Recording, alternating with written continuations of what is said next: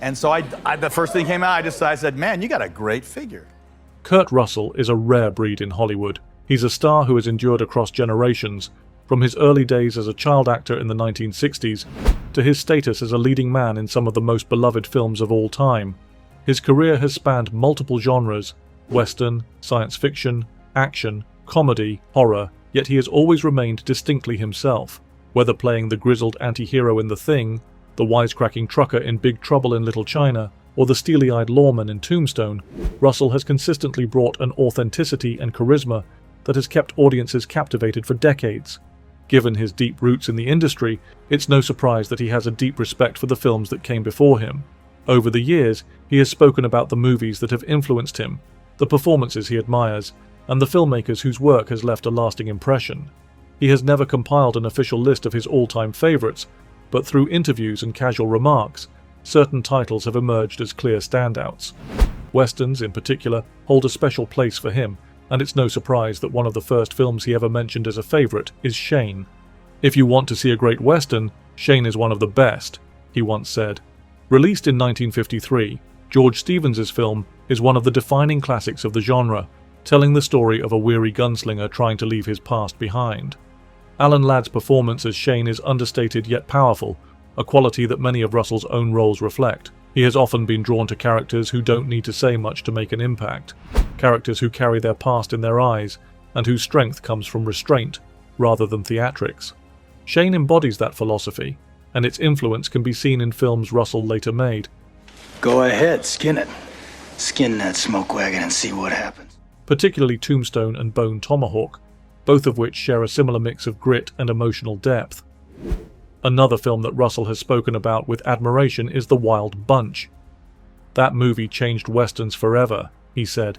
"It made them more real, more violent, more honest." Sam Peckinpah's 1969 masterpiece was a seismic shift for the genre, moving away from the romanticized view of the Old West and replacing it with something bloodier, grittier, and more morally ambiguous.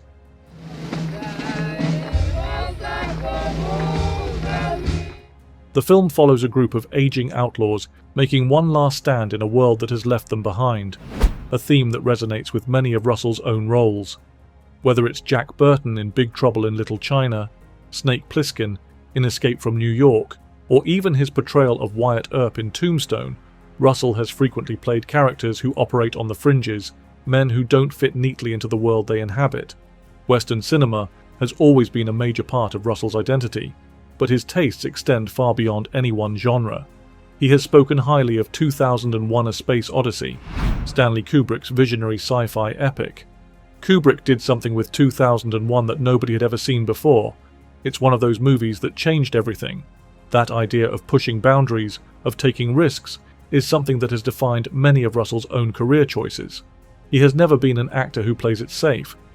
He could have easily stuck to conventional leading man roles, but instead, he worked with filmmakers like John Carpenter and Quentin Tarantino, directors known for taking risks and defying expectations. His collaboration with Carpenter in particular produced some of his most memorable performances.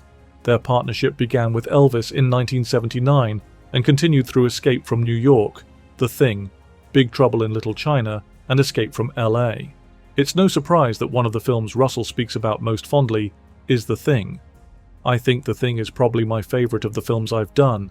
It just holds up so well, and people seem to love it more every year." Carpenter's paranoid horror masterpiece was initially misunderstood by critics, but it has since been recognized as one of the greatest sci-fi horror films ever made. Russell's portrayal of MacReady, the helicopter pilot forced to confront an alien terror in the Antarctic, is a masterclass in understated heroism. He plays the character as someone who isn't naturally a leader, but steps up when no one else will, a recurring theme in many of his best performances. Russell's admiration for cinema isn't just limited to grand epics and genre-defining films. Windows. You and Palmer, tie everybody down real tight. He has also spoken highly of Bullitt, the 1968 Steve McQueen thriller famous for its iconic car chase through San Francisco. McQueen had that thing, effortless cool. Bullitt was the kind of movie that made you want to be him. That effortless cool is something Russell himself has often been praised for. Like McQueen, he has a presence that doesn't rely on flashy performances or dramatic speeches. Instead, he has mastered the art of subtlety, of saying more with a glance or a smirk than most actors could with an entire monologue. That same appreciation for simplicity and authenticity is likely why he has spoken highly of films like Escape from Alcatraz and The Godfather. While he has never explicitly named The Godfather as one of his all-time favorites, he has acknowledged its greatness, as many actors of his generation have. Francis Ford Coppola's crime saga is often regarded as one of the greatest films ever made, and its influence on modern cinema is undeniable. Russell's love for film isn't just about admiring great performances or groundbreaking storytelling. He appreciates movies that feel timeless, stories that still resonate no matter how many years have passed. That may be why he has always been drawn to the westerns of the past, films that explore themes of honor, revenge, and the fading of an era. In a way, his own career mirrors that idea. He has remained relevant in an industry that has changed drastically since he first started, adapting to new trends while never losing sight of what made him great in the first place. His later work with Quentin Tarantino in Death Proof and The Hateful Eight only further cemented his status as one of the most respected actors of his generation. Tarantino, known for his encyclopedic knowledge of cinema, has frequently cited Russell as one of his favorite actors, and their collaborations are a testament to how well Russell's style fits within the director's vision. In The Hateful Eight, Russell plays John Ruth, a bounty hunter transporting a fugitive through a blizzard.